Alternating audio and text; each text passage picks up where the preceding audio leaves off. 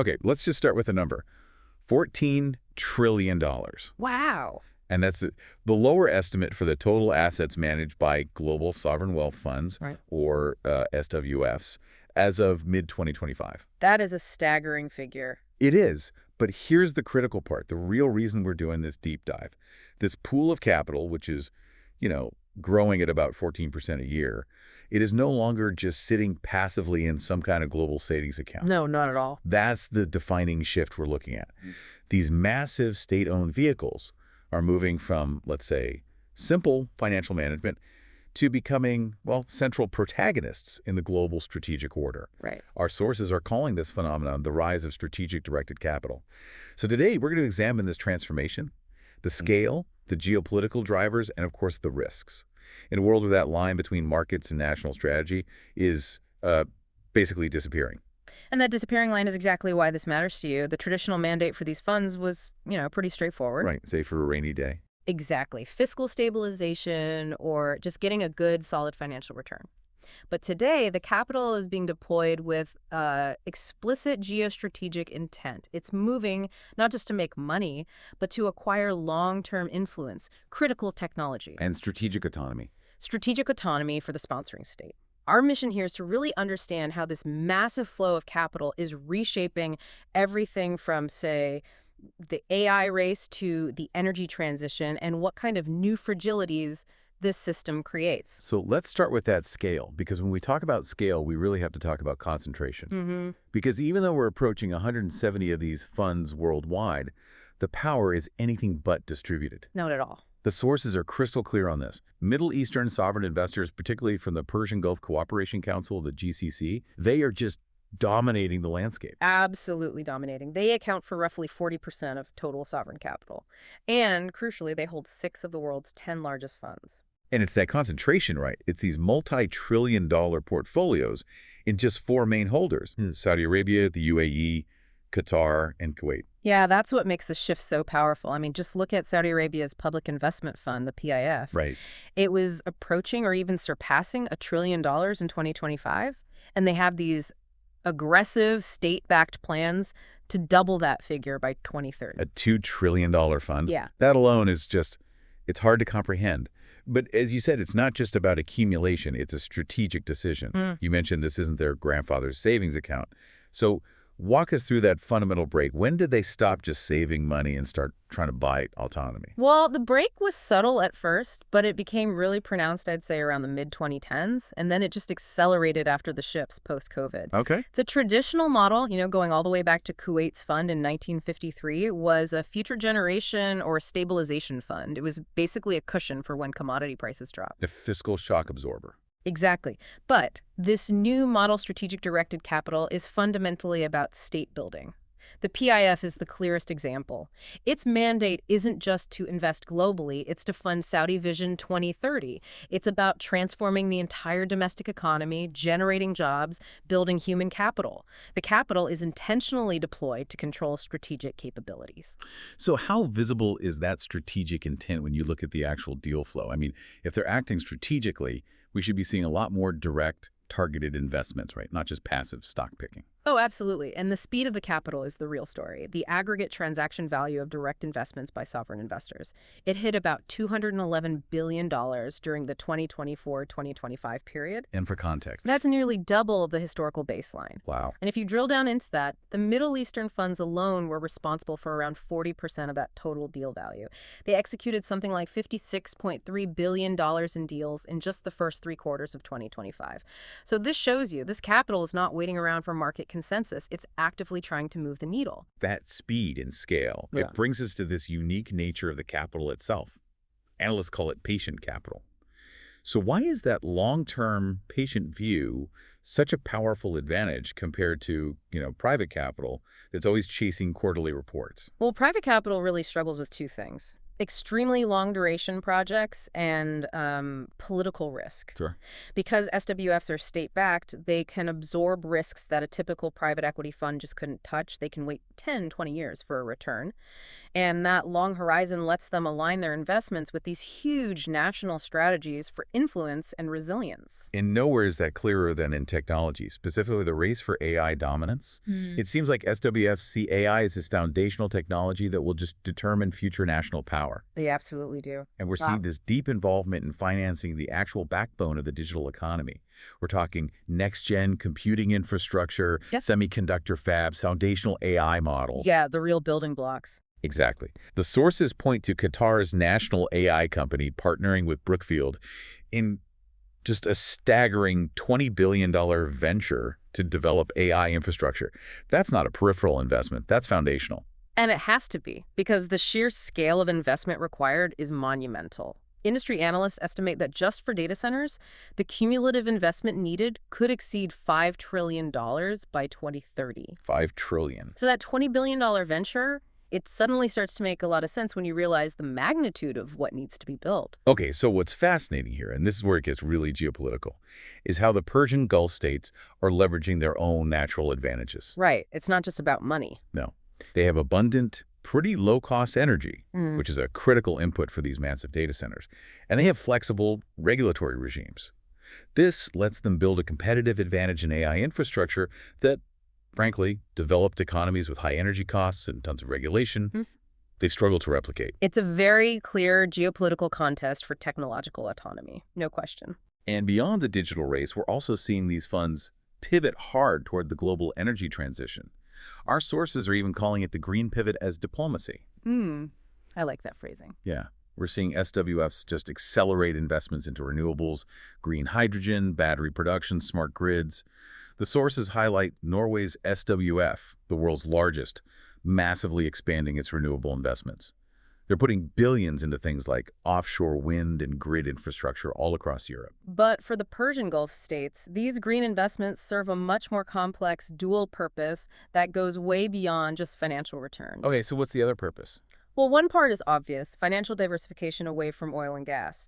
But the equally critical part is locking in long-term diplomatic and technological partnerships with all the major global powers, the U.S., China, Europe, India. Ah, so it's a strategic hedge. It's green capital diplomacy. By investing in, say, European energy assets, they're creating these long-term financial relationships that act as diplomatic bridges. It secures their place in the post-oil economy. So to really get a handle on this, it seems we need to break these funds down into a few different types. We do. To really grasp the different intents, you have to categorize them. The key difference between all these global SWFs is basically what is the capital for? And we can kind of introduce three broad archetypes. Okay. First, you have the Persian Gulf model. Strategic state-directed capital. Their mandate is transformation, both domestic and global, and strategic influence. This means a high-control approach, a strong appetite for illiquid assets, private equity, real estate, and these massive domestic megaprojects. And the mega projects like Nelam and Saudi Arabia, they really highlight that domestic rationale, right? Generating employment, building human capital. But isn't that essentially using the national treasury for a huge internal restructuring? I mean, that sounds like you're risking short-term stability for a very long-term vision. It is. That's why it's high risk, high control. They are absolutely accepting lower liquidity and higher concentration risk. But in their calculus, the strategic return a diversified national economy outweighs that immediate financial risk, especially when they're buffered by high oil revenues. It's a long-term economic gamble. Okay, so that's model one. What's the second? The second archetype is the Asian model, global allocators. So think of funds like Singapore's Temasek and GIC. They are usually funded by foreign exchange reserves, from trade surpluses, not from commodities. So they have a different goal from the start. A completely different goal. Their primary mandate is long-term preservation of national savings and generating stable, risk-adjusted returns. They sound like the quintessential professional managers. Exactly. They operate with professional governance, they focus on global diversification, and they maintain moderate state influence. They're the steady hand. It's all about preservation, not aggressive domestic transformation. All right, and a third. And finally, you have the most distinct archetype, the European model, the passive, transparent anchor. And Norway's fund, the Government Pension Fund Global, is the definitive case study here. It's currently the world's largest. And their mandate is almost sacred, right? Yeah. Intergenerational savings and macroeconomic stability. That's it. And the sources note this fascinating rule for the Norwegian fund. It cannot invest domestically. Why is that restriction so important? That rule is everything. It's there specifically to avoid what economists call the resource curse. If the fund could invest at home, politicians would face constant pressure to use that massive wealth for short-term political projects. It would cause inflation, it would crowd out private investment, you'd make the whole economy totally dependent on oil wealth. By forcing the fund to invest only abroad, they insulate it from domestic politics. So if we pull all that together, you really see this complete divergence in their calculus. The Norwegian model is, a careful, super transparent trust fund for future generations. Whereas the Persian Gulf model is much closer to a high-stakes venture capital fund that's backed by national security goals. The purpose of the capital just determines everything. Yeah, it really does. But even with all their scale and that patient capital advantage, these funds still operate within the global economy. And that makes them vulnerable. So let's shift to the risks, to the major structural threat our sources identified, starting with the colossal problem of global debt. Yeah, and the debt dynamics are truly alarming. This is the structural threat that's slow-moving, but frankly far more dangerous than any speculative bubble. OECD's sovereign bond issuance is expected to hit a record $17 trillion in 2025. 17 trillion. And global public debt, according to our sources, could approach 100% of global GDP by 2030 if we just stay on this path. And the real-world implication of that? It's humanitarian and political. You have nearly 3.3 billion people living in countries that are now spending more to service their debt than they are on essential things like education or health. So how does that instability circle back to the SWFs themselves? Well, if you get a sharp global growth slowdown triggered by whatever, financial instability, a policy mistake, it creates these cascading challenges. For the resource-rich funds, their commodity revenues just fall off a cliff. Cutting off their funding. Right.